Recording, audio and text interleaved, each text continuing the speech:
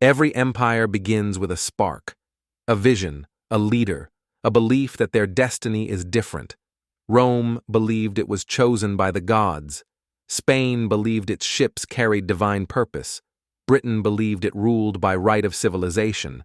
America believed it was the city upon a hill, and every one of them was right, for a while. Power begins as destiny but ends as habit. Each generation inherits strength but forgets sacrifice. They think greatness is permanent, not earned. But the truth of empire is cruel. Power is never owned. It's borrowed from time, and time always wants it back. The echoes of old empires still whisper through history. If you listen closely, you can hear them warning us. Every rise begins with hunger, not comfort. Rome rose from tribal chaos into disciplined order. Spain united under faith, fire, and the sword.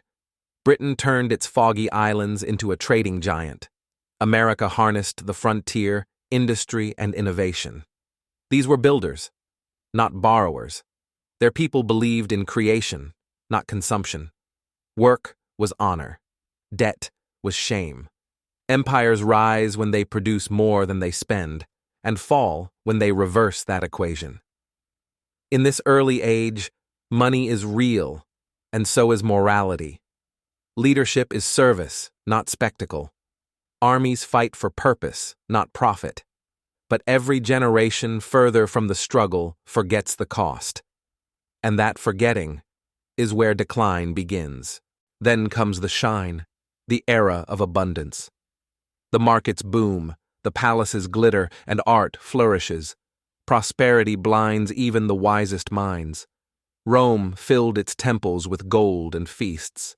Spain built cathedrals taller than its conscience. Britain's cities burned bright with industry and pride.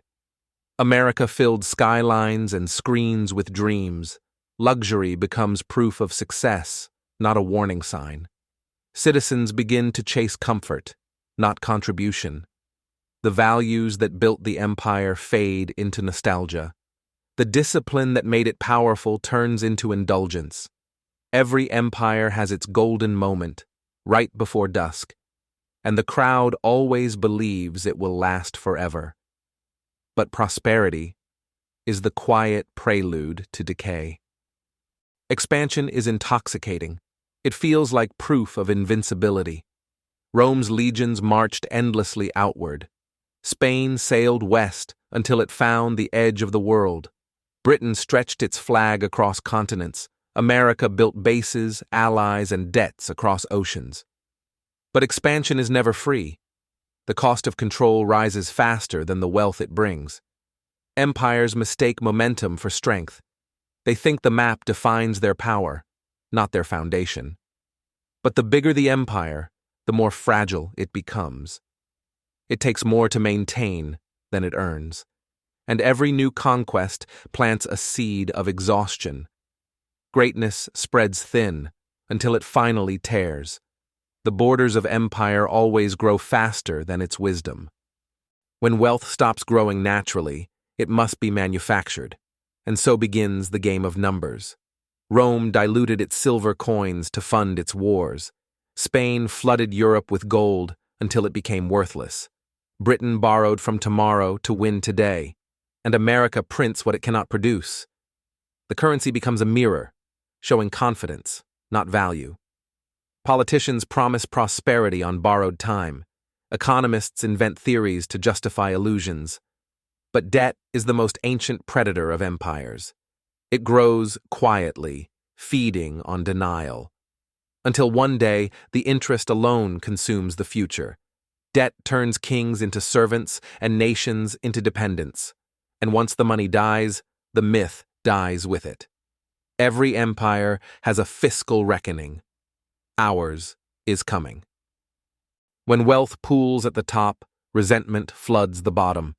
The empire fractures from the inside out. Rome's senators grew fat while farmers starved. Spain's nobles lived in gold while its peasants drowned in debt.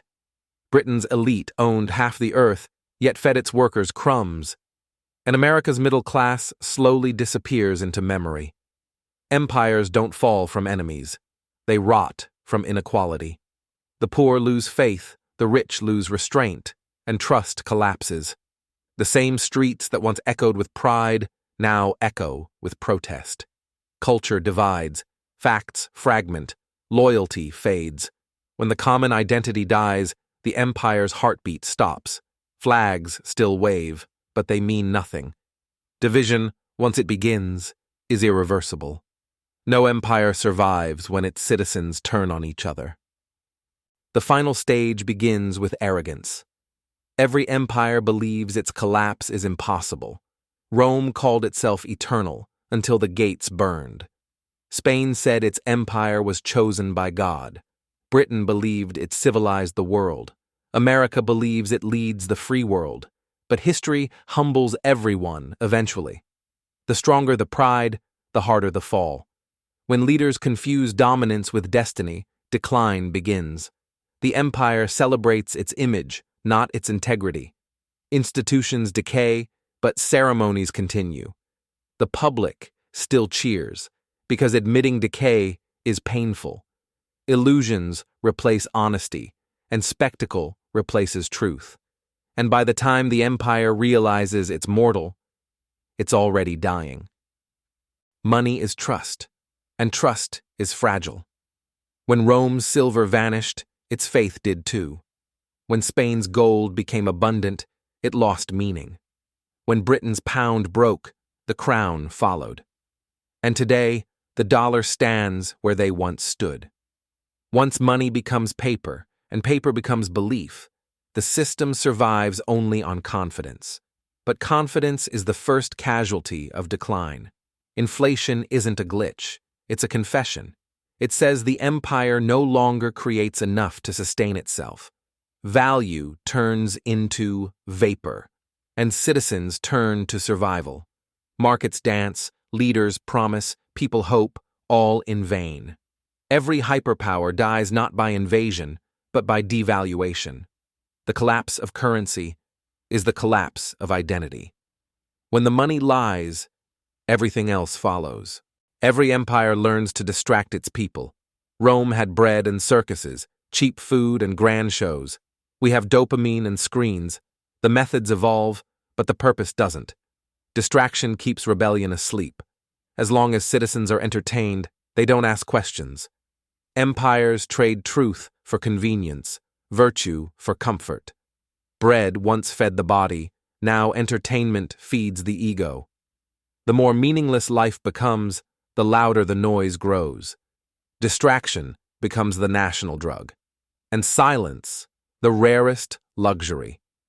When people laugh while their civilization burns, decline is no longer coming. It's already here. History repeats because attention spans don't. Bread and screens, the modern crown and chains. The final blow always comes from outside, but it only lands because the inside is hollow. For Rome, it was the barbarian invasions. For Spain, the Dutch and English sea power. For Britain, 2 world wars and American rise. For America, perhaps, a rival rising quietly in the east. The empire mocks its competitors until they surpass it. Power doesn't vanish, it migrates. The shock is never truly sudden. It's the delayed result of centuries of overconfidence. Collapse looks fast only to those who weren't paying attention. Empires die of pride disguised as surprise, and by the time the rival appears, it's already too late. The new order doesn't destroy the old, it replaces it. History just changes uniforms. Collapse is not fireworks, it's silence. Roads crumble, soldiers desert, currencies fail. The empire still exists in name, but not in function. People stop believing in promises.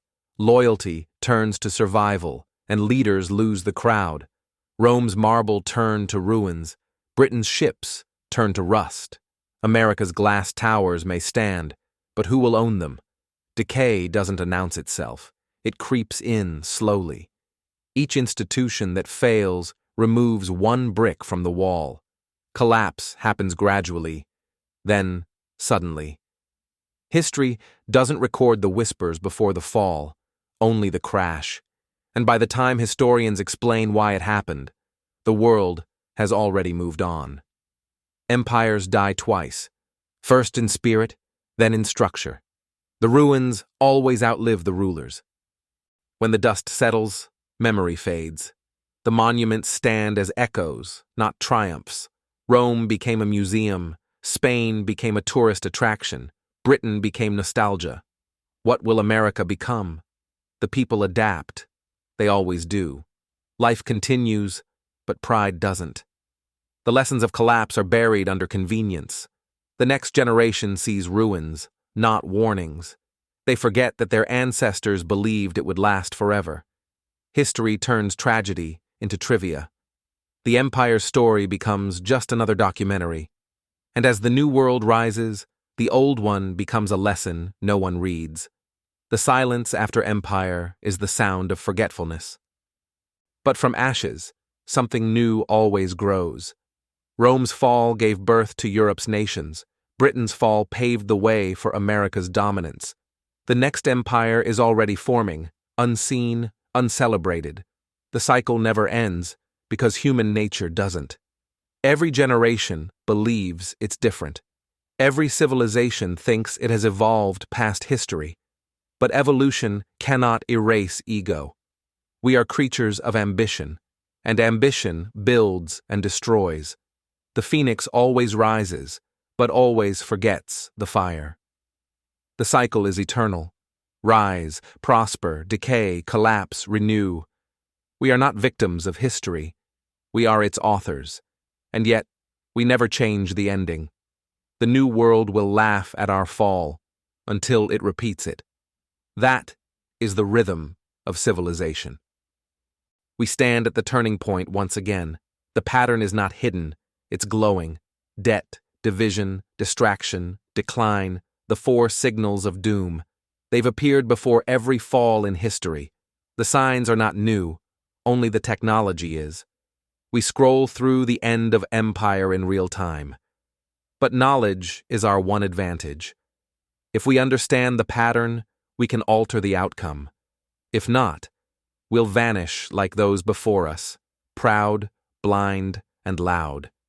The empire of data may fall faster than the empire of stone. But maybe, just maybe, awareness can break the chain. History isn't prophecy.